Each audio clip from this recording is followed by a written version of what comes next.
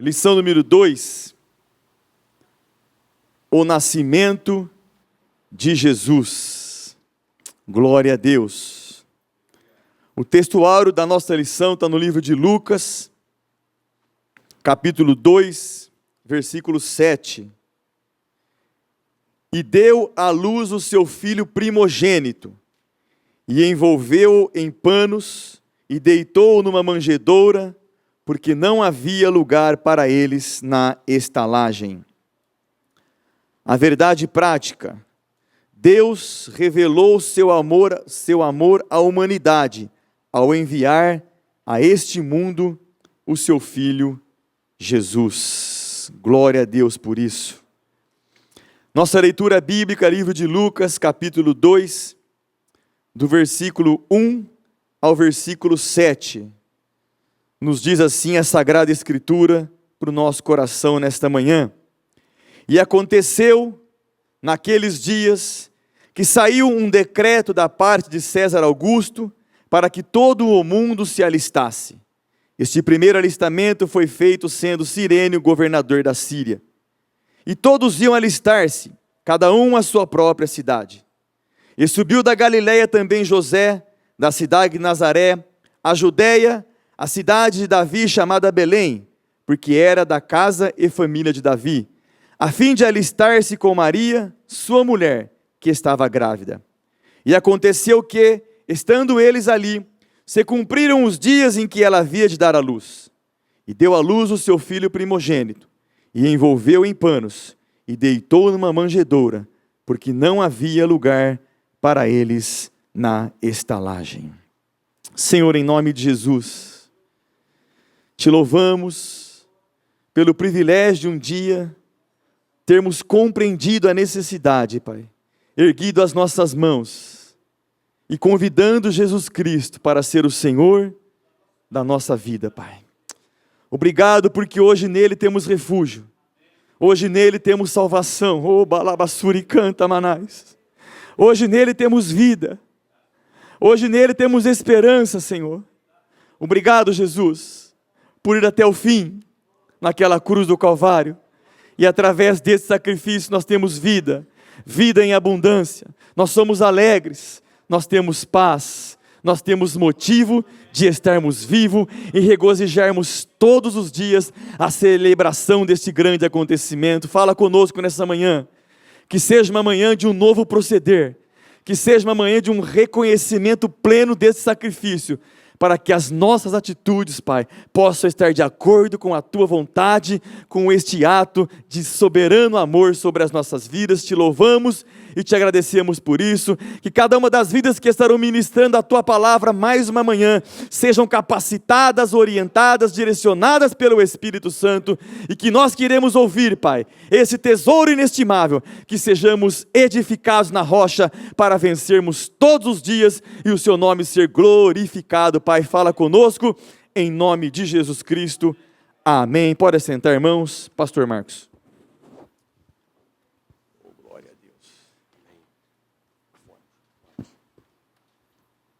A paz do Senhor para os irmãos, amém?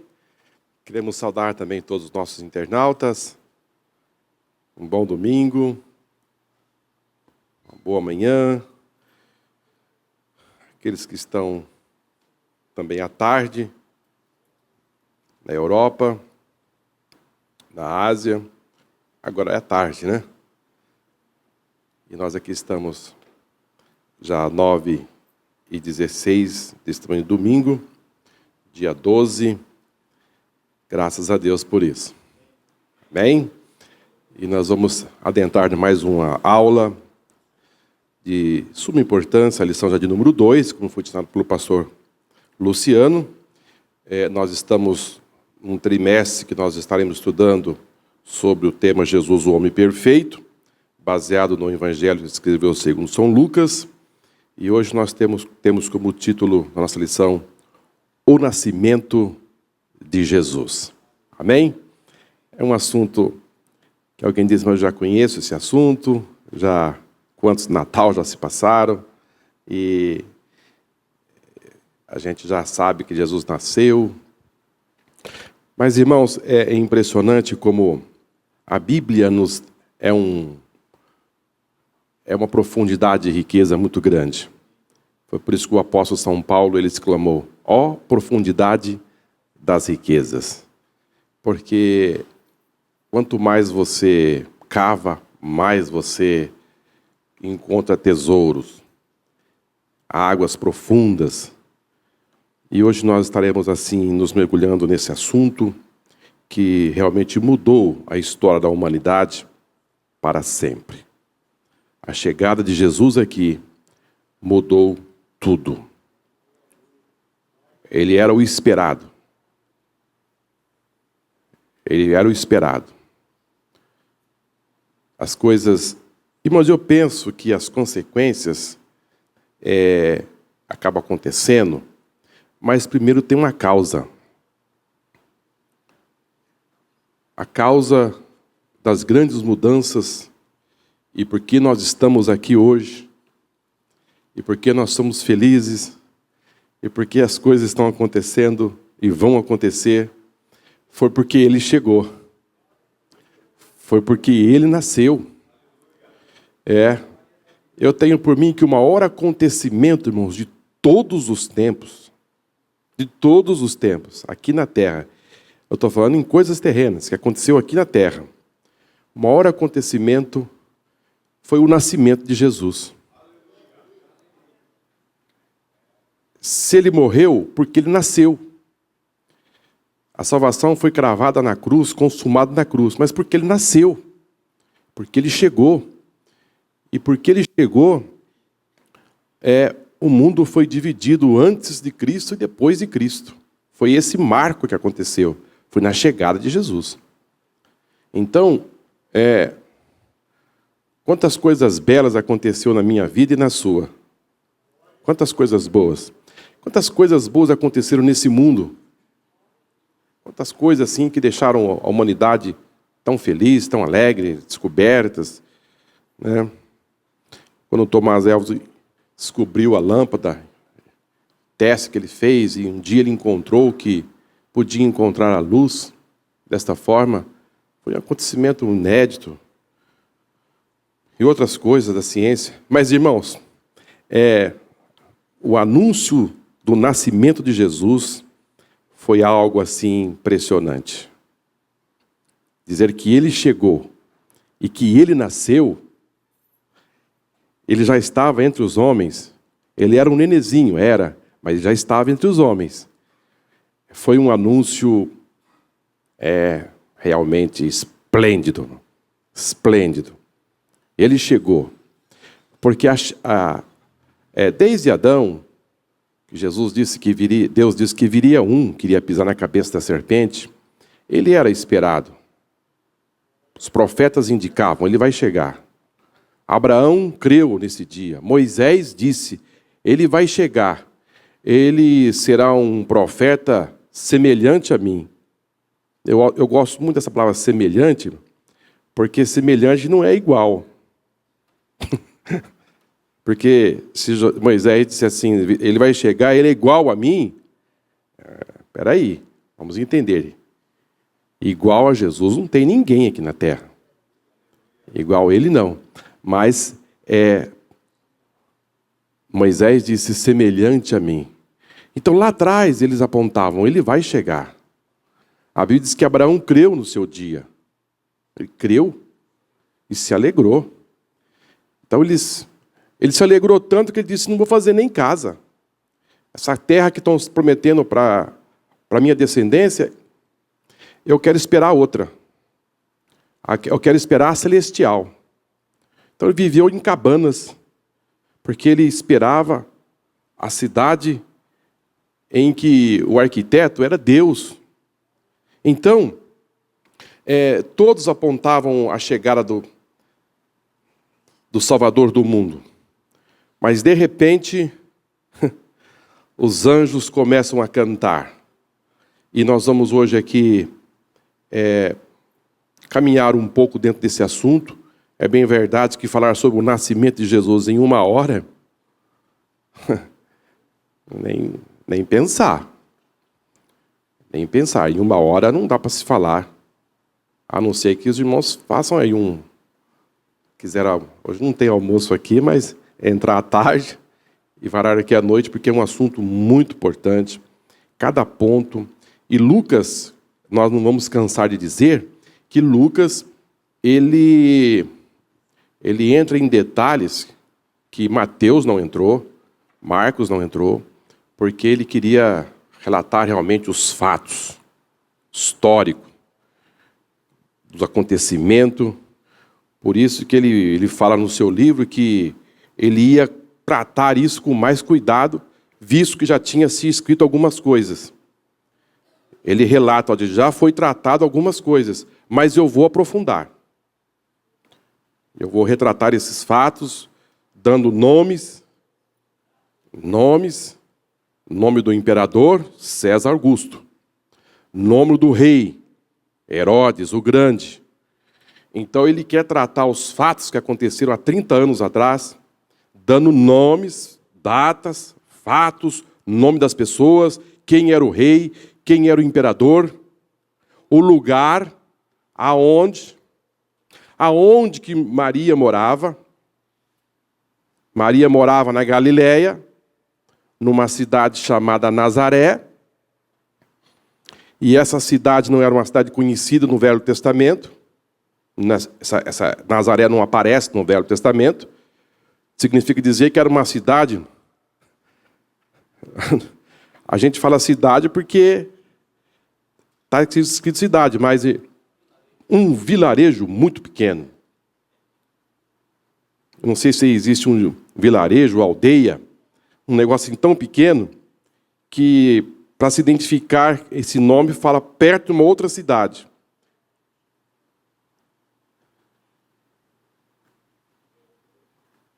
Ah, sim. A Nil está dizendo Ribeirão Bonito.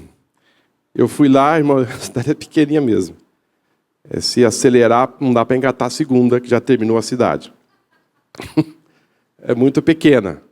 Mas é uma cidade muito bonita, gostosa. Né? Um grande templo sendo construído naquela cidade. Conversei com o pastor, ele estava muito animado, construindo um grande templo, a casa pastoral. Muito bom. Mas a cidade de Nazaré, que ficava na Galileia, era uma cidade tão pequena que não, no Velho Testamento, possivelmente ela deve ter aparecido no período interbíblico. Nesse período que eles costumam dizer o silêncio de Deus. E eu penso que não é silêncio, porque aconteceram tantas coisas nesses 400 anos que foi necessário acontecer para a chegada do Messias. Então eu penso que Deus nunca silenciou. Não tinha um profeta profetizando aqui, mas as coisas estavam acontecendo para a chegada do Messias. Certo, pastor?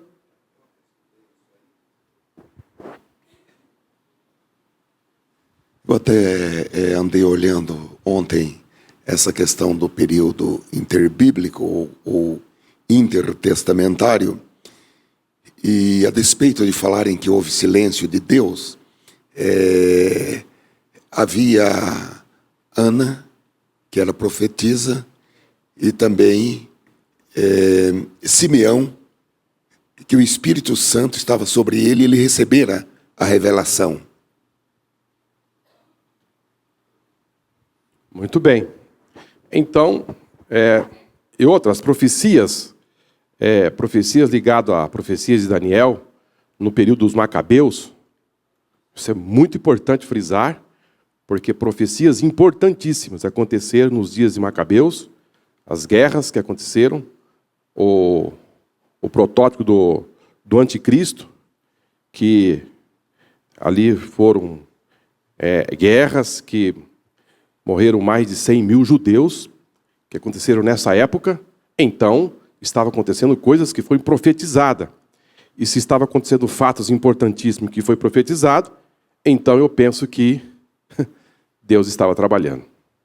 Então não é porque não tinha um profeta falando que os fatos que estavam acontecendo não tinha uma intervenção de Deus na humanidade. Amém? E é aquilo que o pastor também acabou de frisar. Ana, Simeão, e além do mais, Zacarias, que estava lá no templo, oferecendo ali incenso, todo aquele ritual estava acontecendo de forma natural. É bem verdade que a Arca do Concerto não estava mais ali. A Arca do Concerto não estava mais no Santo do Santo. Por que que a Arca do Concerto não estava ali? Ela já tinha sido levada por Nabucodonosor, numa das 3 invasões que teve, no ano 606 e por diante.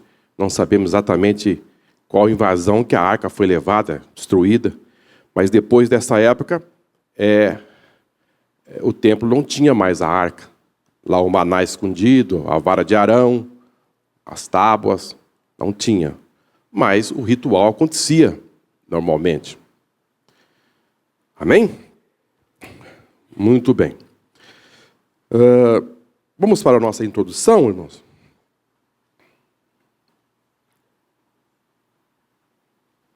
Lucas narra o nascimento de Jesus, situando no contexto das profecias bíblicas e do judaísmo dos seus dias. O silêncio profético, que já durava 400 anos, foi rompido pelas manifestações divinas na Judéia. A plenitude dos tempos havia chegado e o Messias agora seria revelado. O nascimento de Jesus significava boas novas e alegria para todo o povo. Os pobres e os piedosos seriam os primeiros a receber a notícia. Desta forma, Deus mostrava que a salvação, por ele provida, alcançaria a todos os homens. Então, como eu disse aos irmãos, nessa introdução, o nosso comentarista fala desse silêncio profético de 400 anos, porém, a ação de Deus estava acontecendo em todo o tempo. Até porque, irmãos, nessa época o Império Romano dominava praticamente quase todo o mundo. A língua que se falava nessa época aqui, mesmo dentro do Império Romano, era a língua grega. A língua grega, ela avançou totalmente o seu império e entrou agora dentro do Império Romano. Então, tudo isso era uma intervenção divina para a propagação do Evangelho.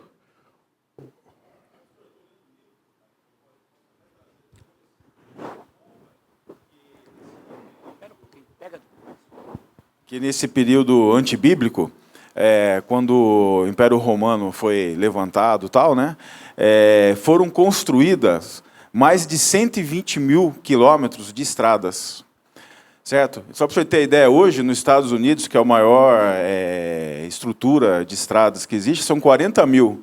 E naquela época, o Império Romano construiu 120 mil quilômetros de estradas.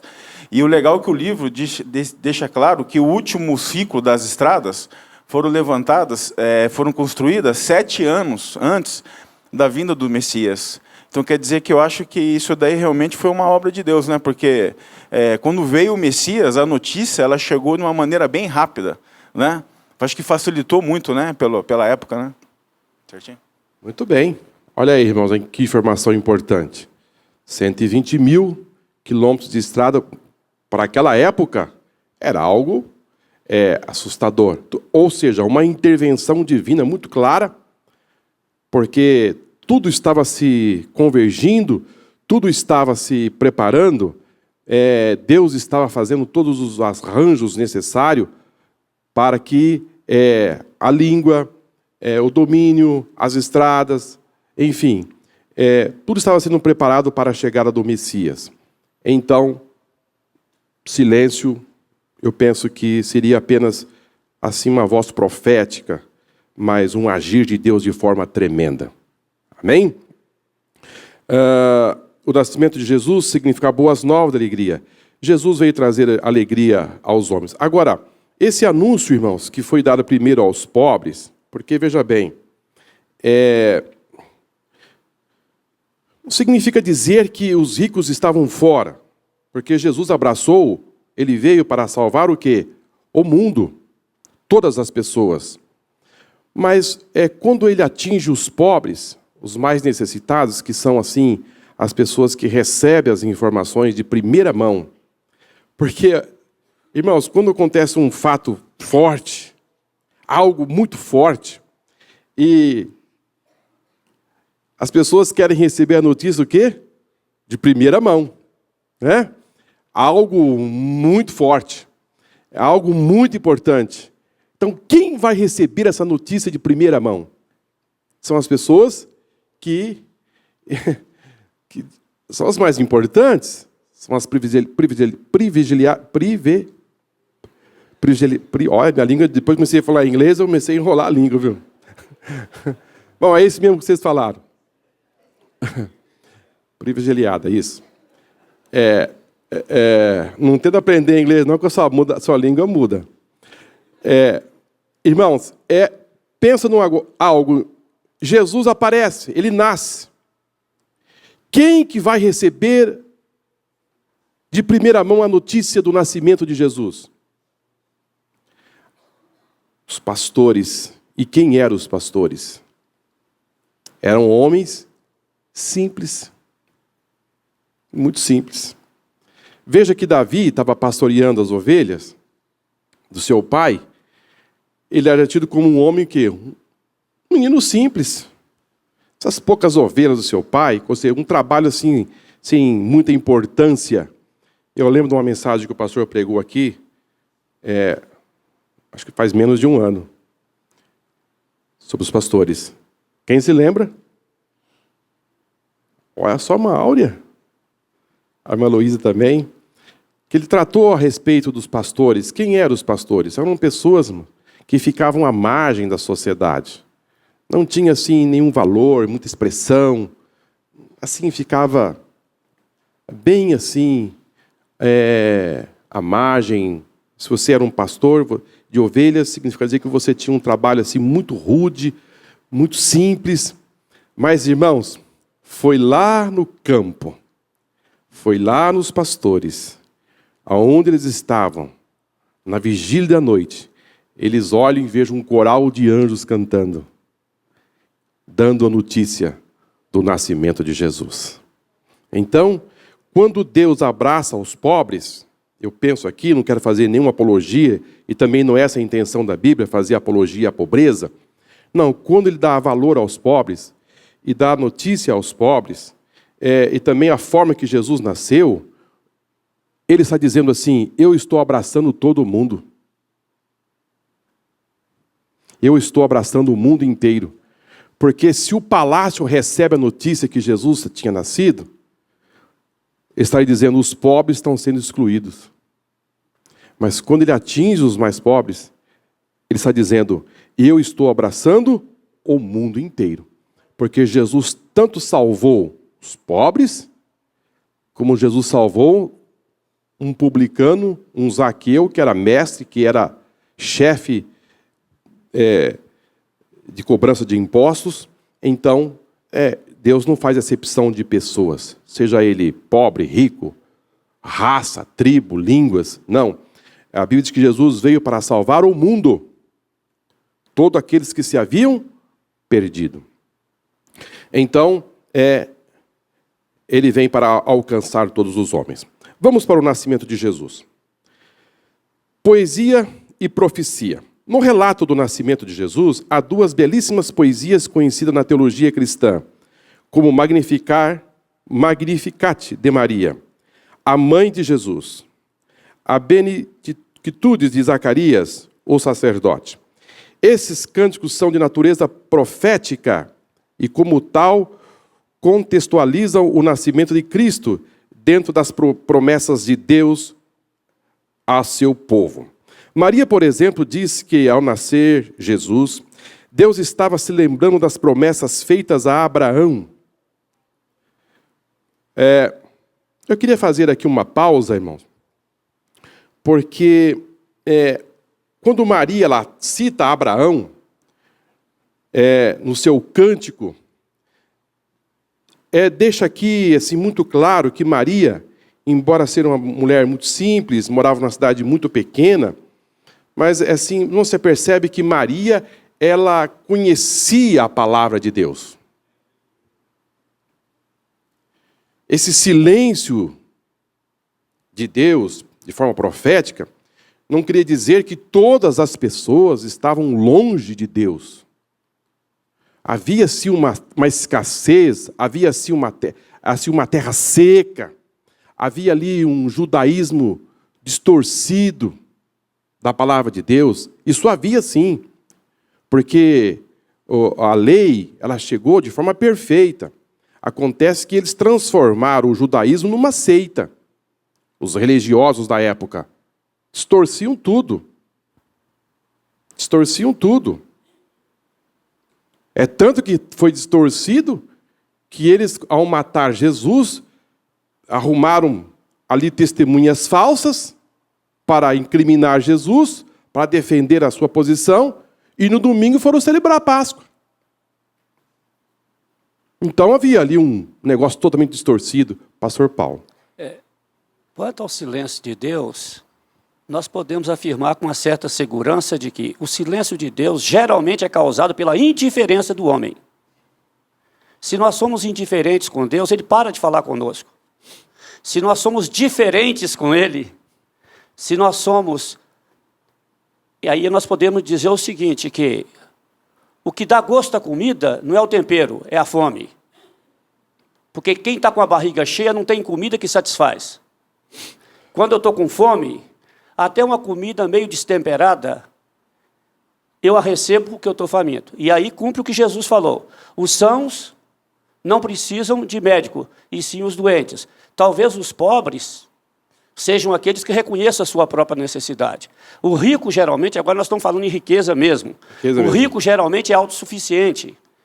O homem estudado, ele é autossuficiente, ele é presunçoso, ele é soberbo, ele é arrogante, ele é ensimismado, ele acha que ele pode tudo, quando, na verdade, quem é Deus que nos leva ao reconhecimento da nossa escassez, da nossa necessidade.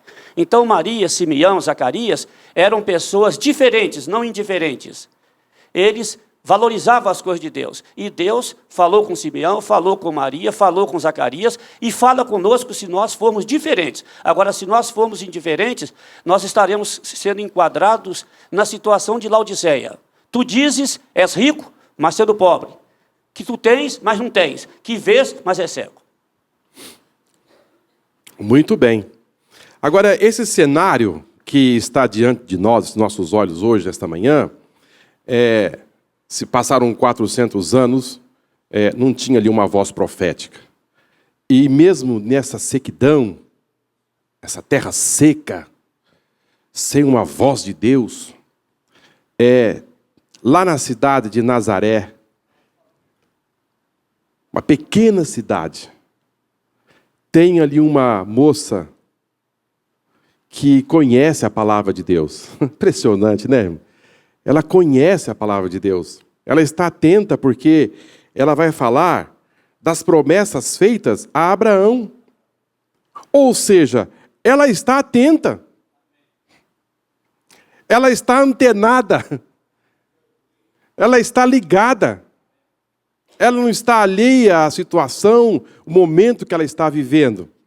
Isso é impressionante, irmãos. Não tem ali algo assim que ela possa se apegar, mas ela está atenta, ela conhece, ela sabe quem é Abraão, ela conhece a história, ela sabe que tem uma promessa de Deus, ela sabe que existe algo para acontecer. Ela está atenta, irmão. Ela está atenta. E quando ela recebe a visita do anjo, ela se encheu de temor. Ela se encheu de temor. Mas não é para tanto, né, irmão? Você imaginou o anjo Gabriel na sua frente? Já pensou num negócio desse, irmão? De repente, o anjo aparece na sua frente e diz, eu sou o Gabriel, eu assisto diante de Deus. Irmãos, o relógio para. As coisas, você não consegue nem raciocinar direito. E ela teve a firmeza de conversar com o anjo, embora ela cheia de temor no início, mas ela começou a fazer algumas perguntas importantíssimas. O contrário de Zacarias. O contrário de Zacarias. E Zacarias era um sacerdote. Mas vejam bem, vamos fazer aqui um paralelo de Maria e Zacarias. Maria, ela era uma simples menina, Ela não era profeta, ela não era sacerdote, ela não era sacerdotisa, não era nada. Mas quando ela recebe a visita do anjo, ela aceita. E quando Zacarias recebe a visita do anjo, ele duvida.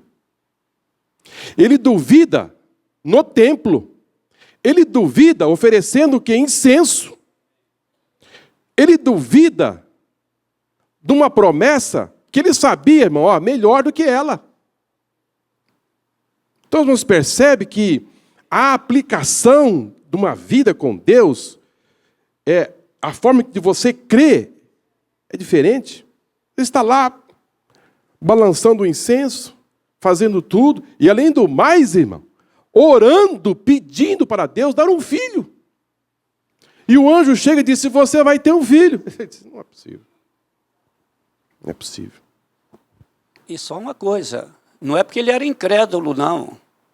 Não era o normal dele, não. Não? A Bíblia diz que ele era temente a Deus e que obedecia em todos os preceitos. Foi uma falha do momento, e nós podemos dizer que até, de certa maneira, houvesse e havia um propósito de Deus. O mutismo dele, ou a falta de fala dele, foi como um sinal para todo mundo. Sim. Agora, ele duvidou? Duvidou, porque ele era para ter alcançado mais do que Maria.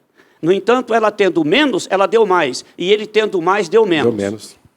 Exatamente. Olha, irmão.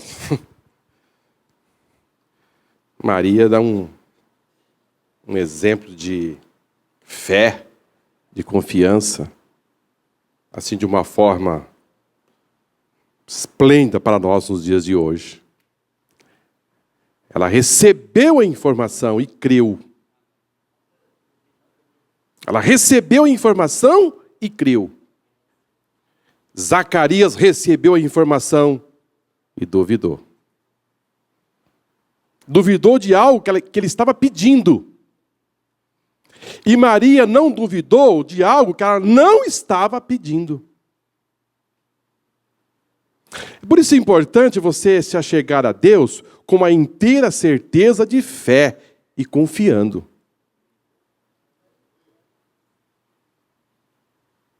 Como penalidade, Zacarias deixou de exercer a sua função. Porque para exercer a função de sacerdote não podia ter defeito. Ele foi penalizado. Ele foi afastado do cargo. Como é que você vai ser sacerdote mudo?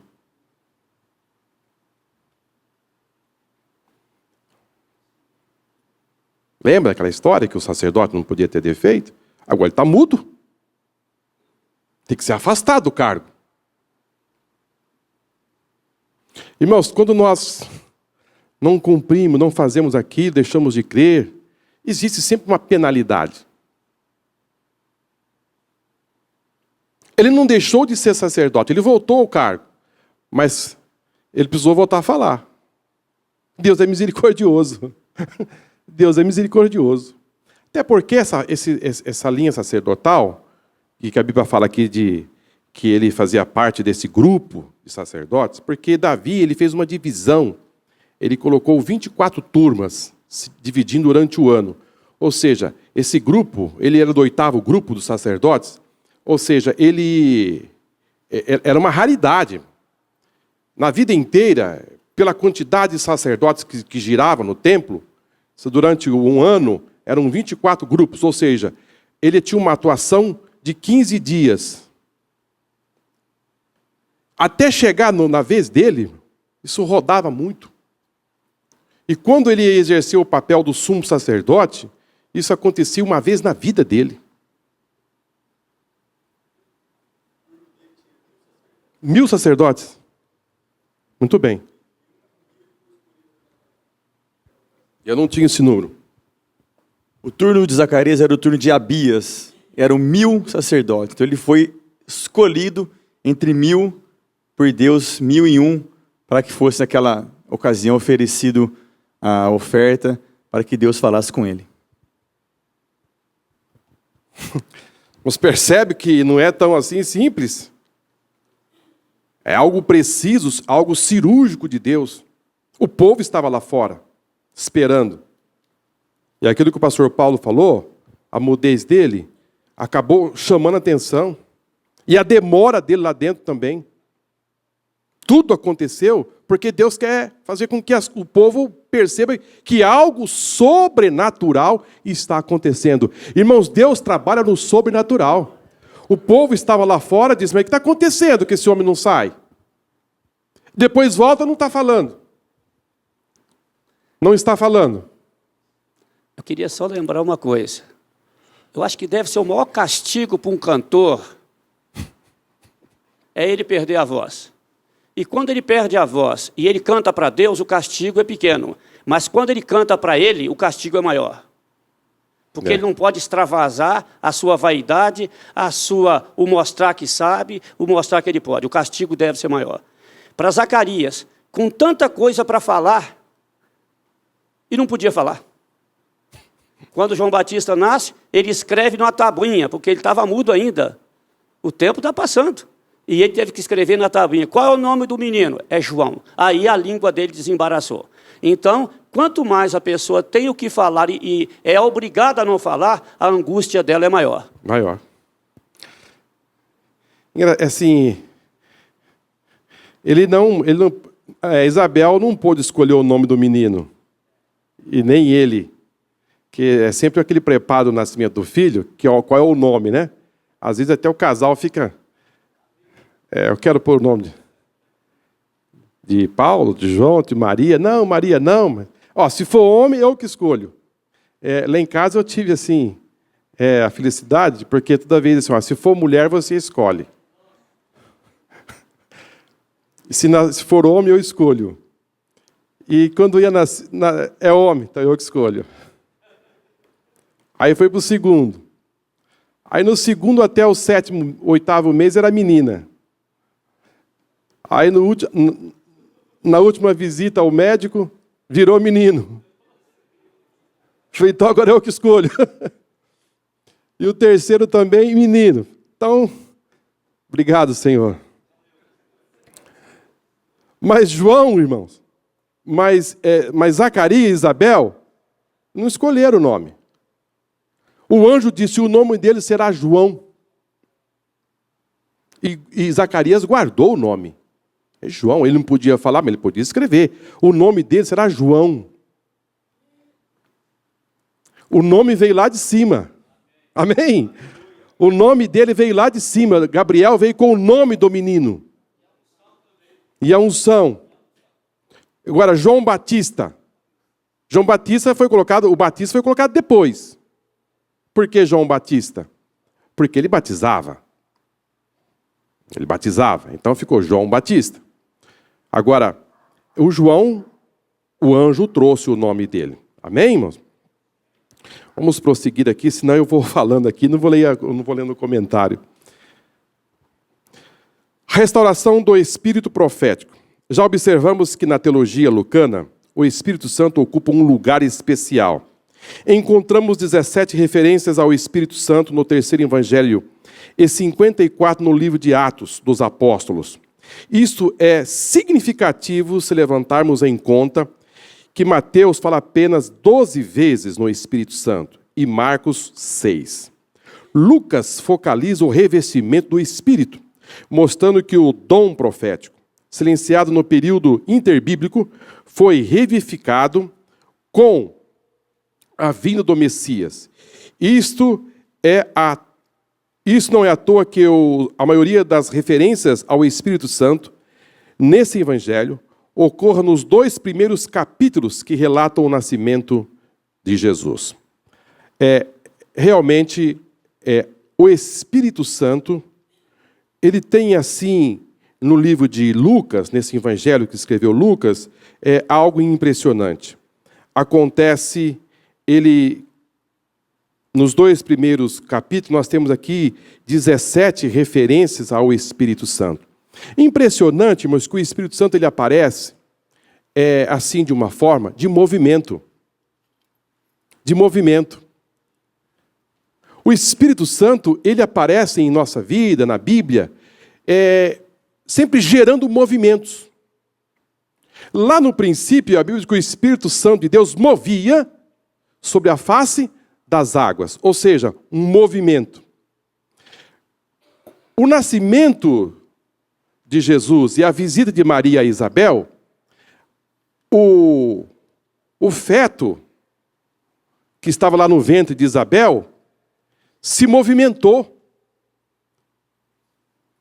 Não se percebe que o Espírito Santo está muito ligado ao movimento? Ela percebeu que houve algo diferente no seu ventre, porque o menino se movimentou e ela entendeu de forma profética que o menino estava cheio do Espírito Santo. E ela começa agora, depois desse movimento, quando Maria o sauda ali, faz aquela saudação, que é uma saudação não muito pequena, porque os judeus têm uma forma de saudar assim um pouco prolongada. Naquela saudação, aconteceu algo impressionante, sobrenatural. O menino começa a se movimentar no ventre e ela recebe uma descarga do Espírito Santo e começa a profetizar. E ela já identifica que a mulher que está chegando ali não era apenas sua prima. Não era uma visita de uma prima, mas ela, de forma profética, ela fala, está chegando aqui a mãe do meu Senhor. Então você percebe que há um mover do Espírito muito grande ali, naquele encontro. Agora, seria bom, nesse exato momento, fazer uma ressalva para distinguir a doutrina bíblica da doutrina Jeová. Porque o testemunho de Jeová fala que o Espírito Santo é a força ativa de Deus. É simplesmente a força liberada por Deus. Se esquecem de dizer que o Espírito Santo é pessoa, que ele se entristece, que ele se alegra, que ele fala ao coração do homem, que convence o homem do pecado, da justiça e do juízo. É bom que se faça a distinção, porque ele é o movimento, ele é o agir de Deus, mas é pessoa.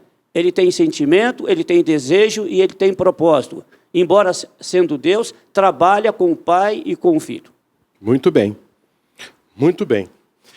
E ali foi aberta a palavra profética. Profética. Você percebe que houve uma interação de forma profética e depois nós vamos ainda trabalhar um pouco nesse assunto. É impressionante como o Espírito Santo ele começa a fazer uma interação ali naquele encontro. E eu acho lá que todas as visitas acontecesse isso, né, irmãos? Eu acho lá que todas as visitas acontecesse o mover do Espírito. Quando você chegar na casa de alguém, algo sobrenatural começar a acontecer.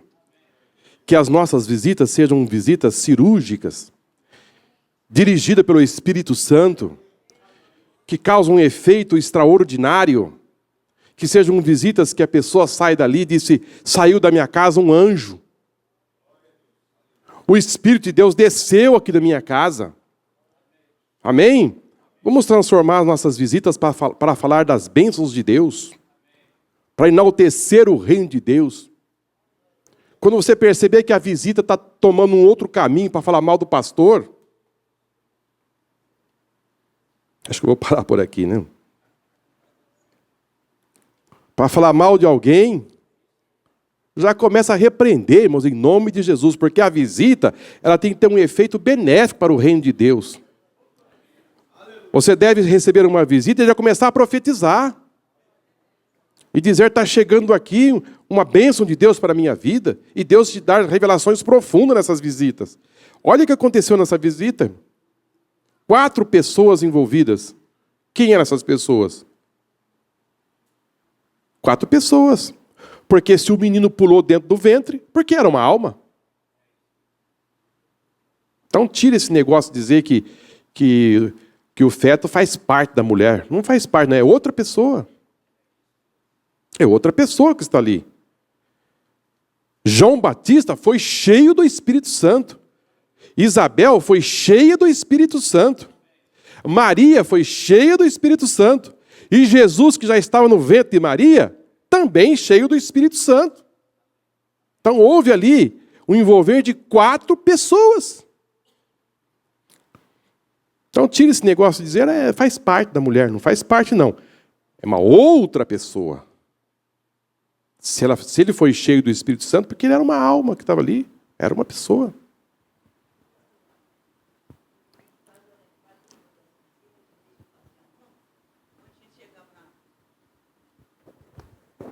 Eu sou do irmão capaz do Senhor. Me faz lembrar que de primeiro a gente fazia muita visita, Deus me mediu que eu converti, a gente fazia visita, que eu me converti no sábado à noite, domingo eu estava fazendo visita com o povo. A gente chegava na porta, só cumprimentava ali na porta também, já começava a orar. E ali o fogo caía, nós nunca fazíamos visita se não ter batismo do Espírito Santo. Ali Jesus estava batizado com o Espírito Santo, a primeira coisa que chegava, cumprimentava, vamos orar.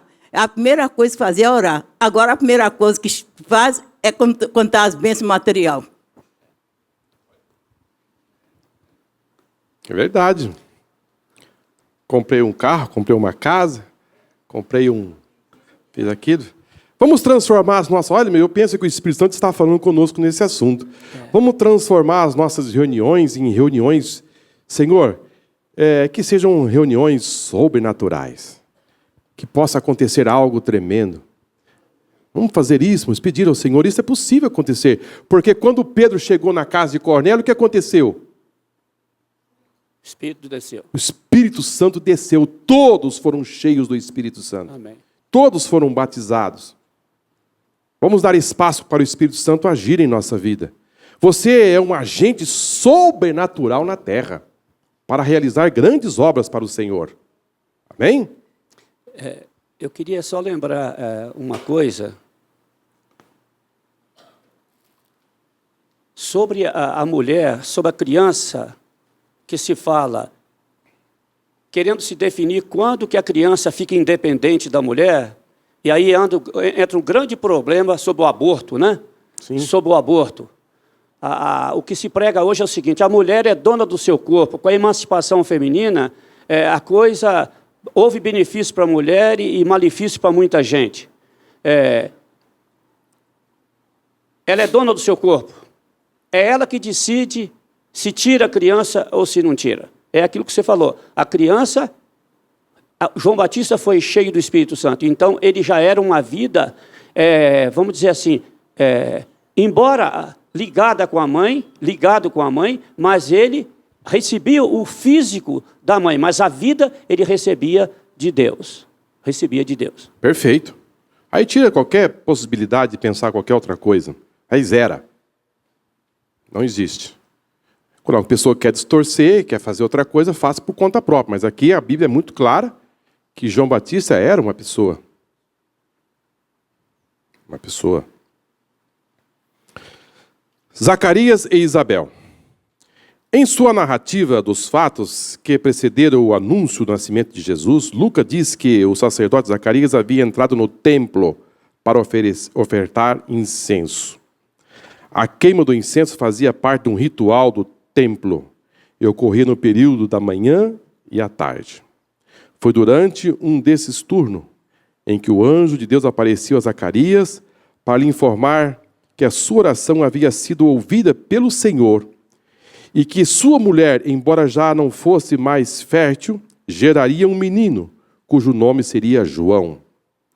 João, o Batista, nasceu para ser o precursor do Messias, anunciado a sua missão. Ele seria a voz que clama no deserto e precederia ao Senhor, preparando o seu caminho. Então aqui, irmãos, antes da chegada do nascimento de Jesus, vai acontecer algo assim, praticamente 6 meses antes. 6 meses antes, Gabriel chega primeiro aqui na terra e vai dar esse anúncio. Ou seja, começa agora a despontar, começa a abrir agora os caminhos, começa agora a dar esses primeiros passos, como que dizendo, alguém está chegando para abrir essas portas, para apontar, como sendo o último profeta, para dizer a respeito da chegada do Messias. E isso vai acontecer nessa família, nesse homem, nesse sacerdote, embora eles falam aqui já de idade avançada, mas na verdade não eram tão velhos assim, viu, irmão? Porque se Zacarias estava oferecendo sacrifício, significa dizer que ele tinha menos de 50 anos. Porque era um período de mais ou menos 25 anos que ele exercia essa função. De 25, mais ou menos, até 50 anos de idade. Então ele estava muito próximo para encerrar o seu ministério sacerdotal. A sua mulher, já avançada em idade, já não estava mais fértil para isso, mas Deus não precisa de olhar a idade, irmão. Deus não precisa saber se você está em uma época fértil para ter filho ou não. Quando Deus quer, as coisas acontecem. Amém? Deus não trabalha nessa linha do tempo dizendo eu preciso atuar agora porque depois eu não consigo mais.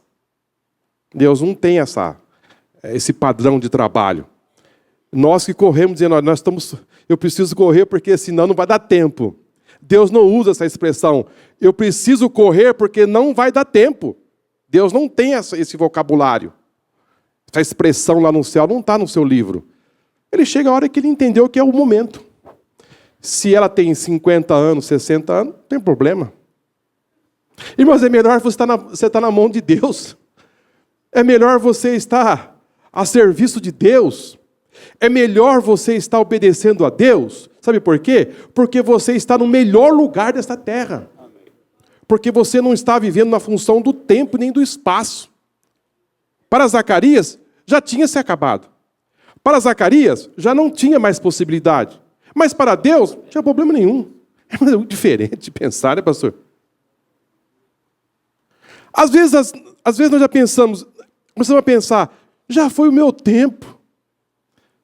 Quando eu era mais novo, era possível se fazer. Agora eu já sou velho, já não sou mais jovem. Irmãos, vamos começar a pensar diferente.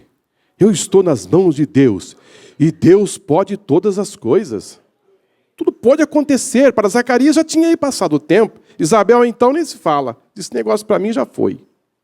E de repente, as coisas mudam. E o anjo disse, vai ser uma alegria esse menino. Vai ser uma felicidade. Os seus vizinhos, os seus parentes. Ele será assim, ele vai chegar e vai trazer tanta felicidade nesta casa. Nesta família. Embora ele será um menino que vai se afastar da sociedade. Ele não vai estar entre o povo. Ele não vai ficar lá dentro do templo. Ele não vai ficar ali no meio do povão. Ele vai se afastar, mas terá um ministério tremendo. Esse menino será cheio do Espírito Santo. Ele vai bradar. Os povos vão se convergir a ele. E ele vai anunciar a chegada do Messias. E foi ele exatamente, João, que foi incumbido de batizar Jesus. E ele vai fazer esse anúncio ali no Rio Jordão, dizendo, eis aí o Cordeiro de Deus, que tira o pecado do mundo. Aleluia! É ele que vai dar esse brado. É ele que vai apontar. E ele, embora estar ali muito próximo do Messias, ele sabia que ele não era o Messias. Isabel sabia que ela ia dar à luz a um menino que não era o Salvador do mundo. A gente precisa saber, irmãos, o nosso lugar. Não pode ficar com inveja. Por que não foi eu? Olha, se Deus muda um pouquinho, eu seria a mãe do Salvador. Não, ela reconheceu que não era ela, que era a sua prima. Mas vamos reconhecer as pessoas mais, assim, o seu irmão, como superior a você. Isabel reconheceu. Está chegando aí a mãe do meu Salvador. Isso é muito importante, irmão. Muito importante. Reconhecer a sua posição, aquilo que Deus... aquilo que você foi chamado para fazer aqui nesta vida, e reconhecer as pessoas que Deus chamou. Deus escolheu Maria. É ela.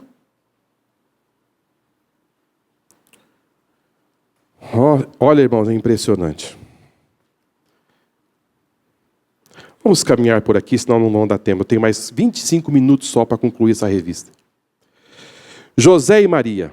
Cerca de 6 meses após o anúncio do nascimento de João Batista, o anjo Gabriel é enviado a Nazaré, lugar aonde morava José e sua noiva, Maria. Ela era uma virgem que estava noiva de José. O anúncio de que ela geraria um filho, sem que para isso fosse necessário haver incurso sexual, deixou-a apreensiva. O anjo informa-lhe que desceria sobre ela o Espírito Santo, e o poder de Deus o envolveria com a sua sombra. Aqui está o milagre da encarnação. O Filho de Deus fazendo-se carne, a fim de que através desse grande mistério possamos alcançar a salvação. Aqui, irmãos, é um ponto muito importante da nossa lição. É um ponto muito importante, por quê? Porque o anjo Gabriel, ele volta agora, depois de 6 meses praticamente, e vai dar ali a notícia para Maria, que ele aborda Maria e diz: salve agraciada. Salve agraciada. É diferente de ser cheio de graça, né? Não é isso, pastor? Eu não sou muito assim letrado no português, mas salve agraciada é diferente de ser cheia de graça. Porque cheia de graça quem é? É Jesus, né? Porque o menino será cheio de graça e de verdade. João escreveu, lá no capítulo 1 de João, que o menino seria cheio de graça e de verdade, né?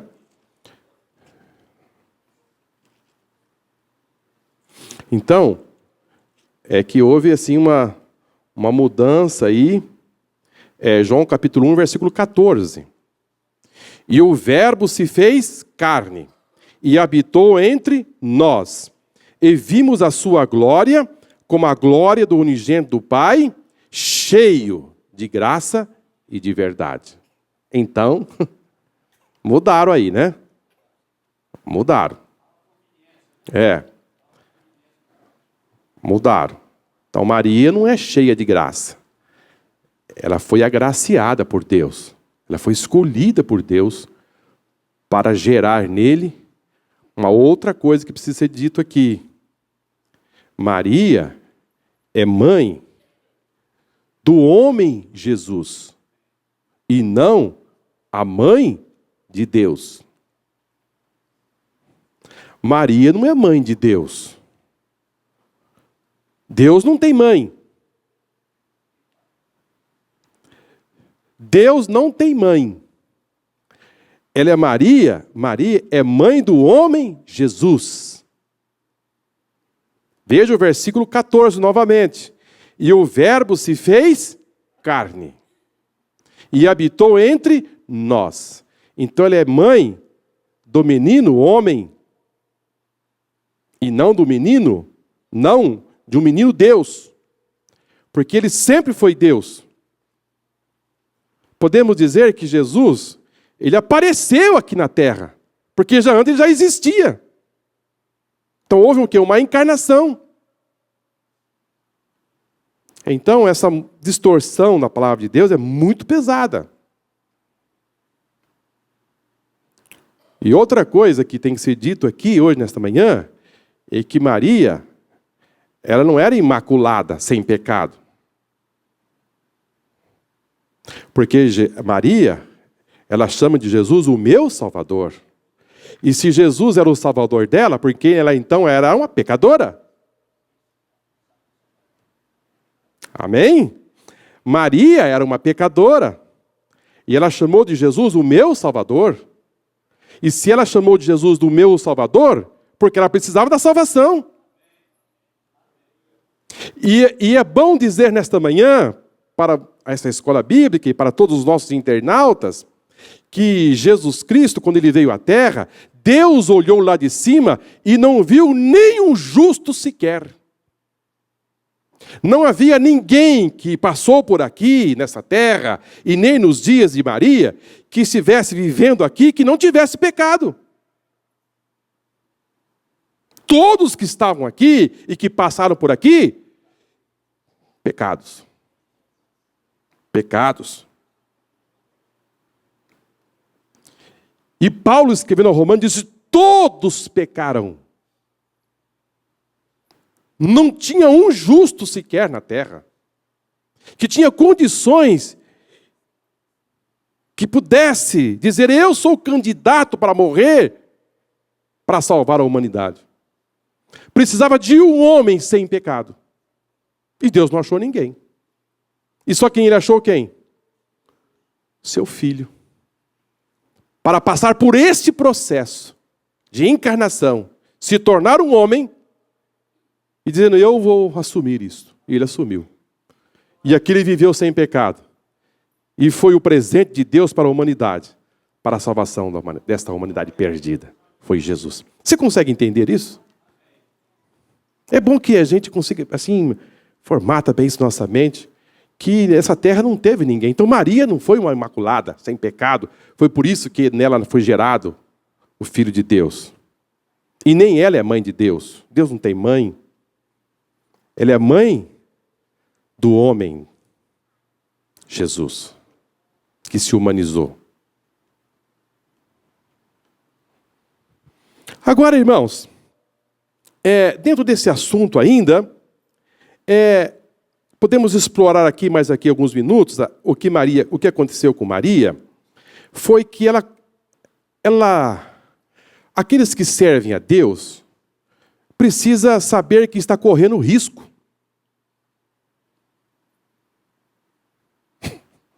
Tem gente que quer viver o evangelho sem risco.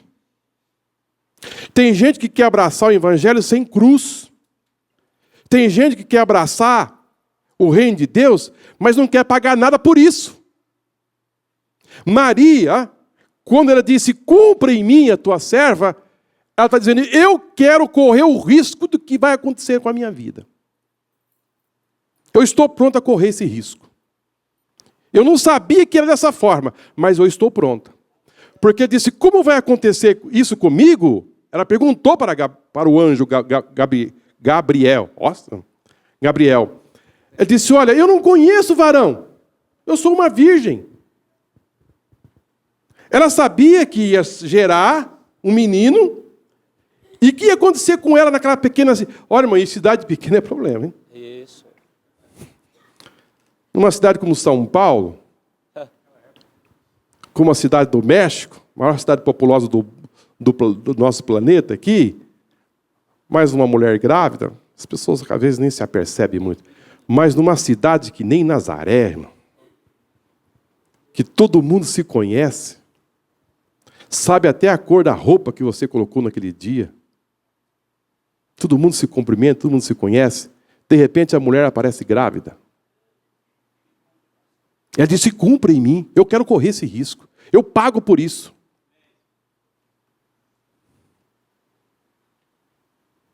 Eu sinto o peso dessa cruz nas minhas costas, eu pago. E ela, irmão, assumiu o risco de ser apedrejada. Porque a lei dizia que se ela fosse atacada por algum homem, ela tinha que fazer o que primeiro? O que ela tinha que fazer? Para ser livre da morte? Gritar. Para ser inocente. Para ser inocente. E ela não gritou. Ela disse: vai vir sobre você o Espírito Santo. Vai te cobrir. E você vai gerar o Filho de Deus. E ela disse, ela quis entender como seria o processo. E de repente, irmãos, o anjo se afasta. E ela agora começa a pensar no que vai acontecer na sua vida. Mas, irmãos, Lucas, ele deixa aqui claro que Maria, ela não suportou ficar em Nazaré. Não teve como ficar ali. Ela não teve. Não tinha como ela ficar ali. A situação dela começou a ficar delicada. Então, Lucas vai escrever que ela foge, ela sai de forma apressada para onde? para a casa da sua prima. E lá ela ficou refugiada praticamente 3 meses. Porque não tinha como ela ficar lá em Nazaré. A coisa começou a ferver. E Lucas não vai escrever da fuga de José. Quem vai escrever da fuga de José é Mateus. Ele vai registrar que José prepara agora uma fuga. Não se percebe que o negócio não está bem. É o preço, irmãos, de nós estarmos em obediência ao Senhor. Corre para cá, corre para lá, corre para cá, se refugia. E nesse processo todo, quem está chegando? O Salvador do mundo. Irmãos, nessa vida, como servos de Deus, nós temos um preço a pagar. Maria, ela decidiu pagar o preço. Ficar refugiada na casa da sua prima. Mas o Espírito Santo é tão carinhoso, irmão. O Espírito Santo ele é tão bondoso que ela chegou ali estressada. Ela chegou ali, sabe quando você sai de um lugar dizendo, não dá mais ficar mais nessa casa, nessa cidade, nesse bairro, eu vou me refugiar em outro lugar, eu vou ficar uns dias na casa da minha prima. E quando ela chega na casa da sua prima, como ela é saudada? Salve a mãe do meu Salvador. Mas imagine, o Espírito Santo faz aquele tempero, aquela alegria, aquela satisfação. O menino pula no ventre da sua prima. O Espírito Santo envolve os quatro ali, e começa a ter aquele culto maravilhoso e aquela chegada maravilhosa. Já aconteceu isso com você alguma vez?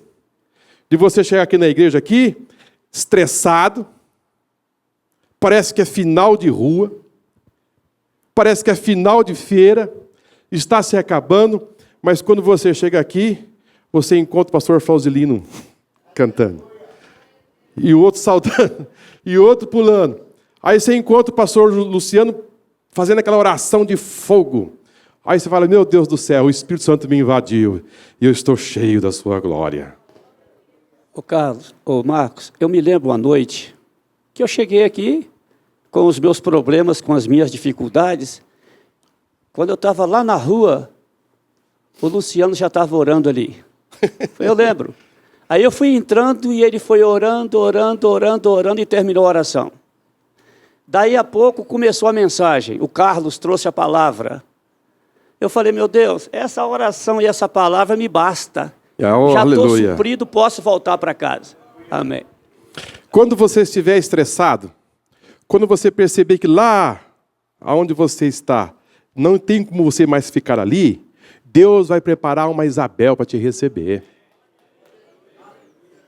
Aleluia! E você pode ter certeza que o Espírito Santo vai te abraçar. Você vai ser refugiado por Ele. Ele vai te acomodar nos seus braços. Fique tranquilo. Deus sempre tem os seus pontos de escape aqui. Não é porque Maria recebeu o Filho de Deus que agora ela não vai ter como ficar ali, não. Deus tem os seus mecanismos e os seus meios. Sabe o que foi que aconteceu? Quando ela volta da casa da sua prima, José disse, agora eu te recebo como minha esposa. Está resolvido o problema.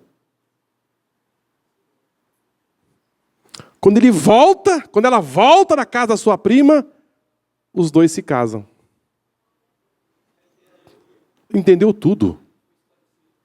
Tudo foi esclarecido, tudo ficou acertadinho. Irmãos, Deus não é Deus de confusão. Deus não é Deus de confusão. Aparentemente parece que dá aquela tumultuada. Mas porque nós temos um preço a pagar. Mas depois Ele resolve tudo. Ele resolve tudo depois. Porque o nosso Deus dá solução para todas as coisas. Aparentemente era uma mulher o quê? Que seria alvo de ser apedrejada. Aparentemente parece que sim. E a outra coisa linda, irmãos, que a gente consegue encontrar aqui, sabe qual é? É porque Deus quis que nós soubéssemos que José era um homem justo. De que forma que ele quis? A gente poderia saber que José era um homem justo. De que forma? De que forma eu poderia saber?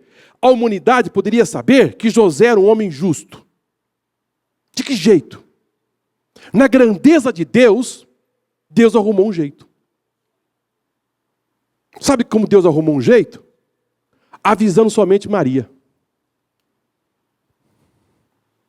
Porque se ele avisa José junto, nós não saberíamos. Porque se ele avisa José, José fica sabendo, tudo fica resolvido. Mas como ele faz de forma cirúrgica, avisa somente Maria e não avisa José, daí a pouquinho quer ir embora. Aí abre o precedente. Ele quer ir embora por quê? Porque ele não quer falar mal de Maria. E aí Lucas vai dizer, porque ele era um homem justo. Olha que coisa linda, irmão. Olha que grandeza.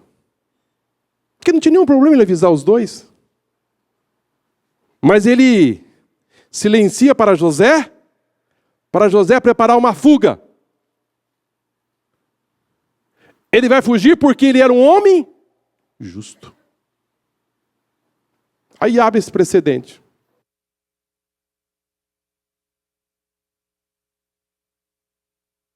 Quem era Maria e quem era José?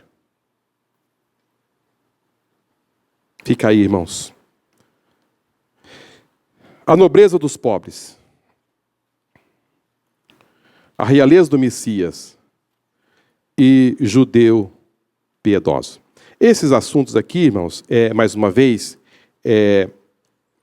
os camponeses, já falamos para os irmãos que os camponeses, as pessoas mais humildes. Jesus nasceu e não vai dar para ler porque o horário já não dá mais. Exploramos outros assuntos inerentes, dentro desse assunto e não vai dar para ler todo esse outro textos aqui, mas eu vou dar aqui assim de forma muito rápida. O nascimento de Jesus e os camponeses. Isso vem aqui enfatizar aos irmãos que os camponeses e os mais humildes, eles foram de primeira mão atingidos com o nascimento de Jesus. Foram avisados. Não foi Herodes, não foi o palácio, não foi os grandes, não foram os nobres que foram avisados, mas os mais humildes. Jesus, embora sendo o dono de tudo, criou tudo, quando ele nasceu, a Bíblia fala que ele foi envolto em panos. Ou seja, ele foi envolvido em panos de uma forma assim muito humilde. Não havia lugar na estalagem, não havia lugar nos hotéis, não havia lugar aonde era de forma natural em que uma mulher poderia dar à luz, num lugar melhor.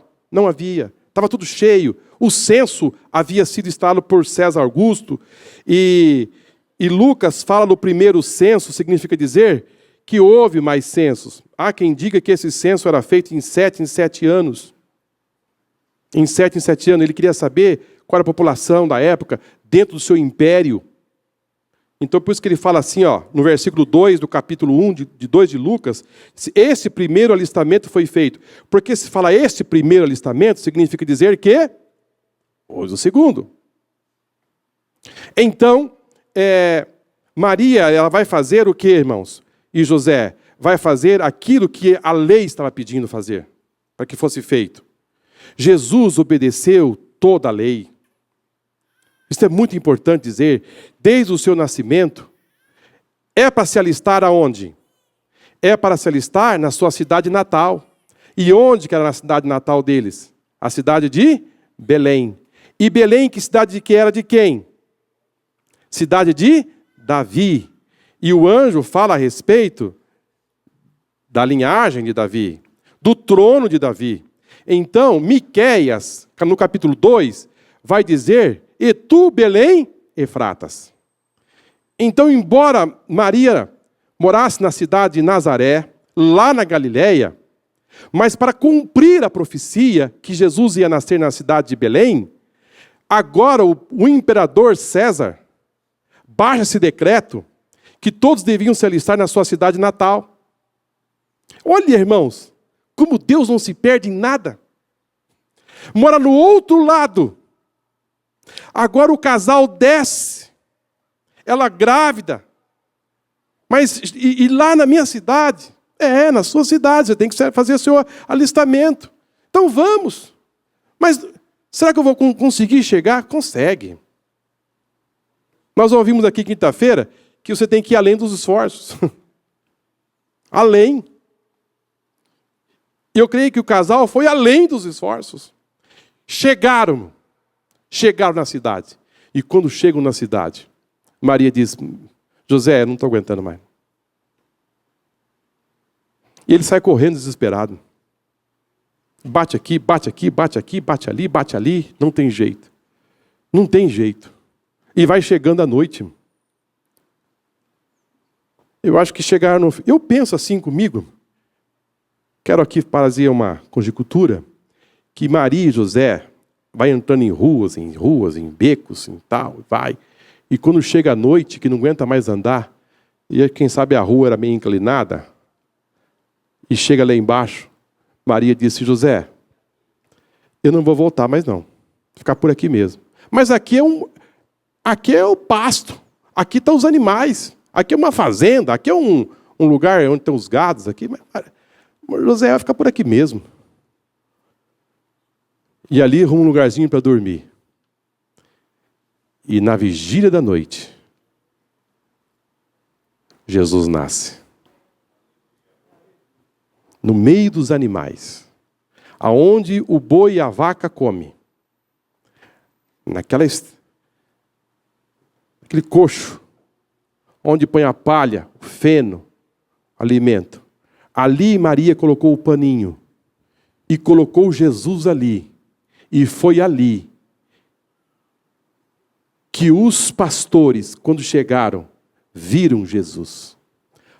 Agora, irmãos, o mais lindo de tudo isso é que aqueles pastores acreditaram que um menino em cima de uma manjedoura, olha, irmão, fosse acreditar que aquele menino era o Filho de Deus, em cima de uma manjedoura, no meio de um pasto, acreditar que aquele ali era o Filho de Deus, o Rei dos Reis e Senhor dos Senhores. Porque os anjos disseram que o Salvador do mundo havia nascido. Mas nascido aonde? Aonde que esse Salvador estava? Aonde que ele está? Segue a estrela. E eles seguiram. E quando chegaram em cima da estrela, dizem, é aqui, nesse lugar. É nesse lugar. E por que eles creram? Porque eles voltaram dizendo, nós vimos o Salvador do mundo. Olha, irmão, é muito bonito isso aí. Porque tem gente que precisa ver um berço de ouro para acreditar que ali nasceu um Salvador. Mas eles creram num Salvador em cima de uma manjedoura. Esses 3 pastores, irmãos, eram crentes de verdade. Que tem muita gente acreditando num Deus só se ele vê ouro, se ele vê prata, se ele vê luxo, se ele vê riqueza. Mas esses pastores viram uma pobreza, mas enxergaram Deus naquele lugar. Ressaltar o seguinte, você falou uma parte da coisa. Você falou, no lugar que os animais comiam, mas é bom ressaltar que eles defecavam ali também. Ou seja, Jesus desceu entre os homens, entre aqueles que Deus tem se agradado, mas ele desceu entre aqueles que cospem nele, aqueles em que o ambiente é fético, é sujo, é imundo, mas ele desceu para transformar esse ambiente. Esse ambiente. Olha, irmãos, ele é tão rico, se fez tão pobre. Como ele é rico, como ele é dono de tudo, mas chegou aqui tão pobrezinho, no meio de tanta sujeira, num pasto, não tinha um teto, não tinha um ar assim, um ar condicionado, climatizado, não tinha, mas as estrelas estavam brilhando sobre ele. Aleluia. Glória a Deus. Havia ali um coral de anjo cantando. Ele chegou. Ele já está entre nós.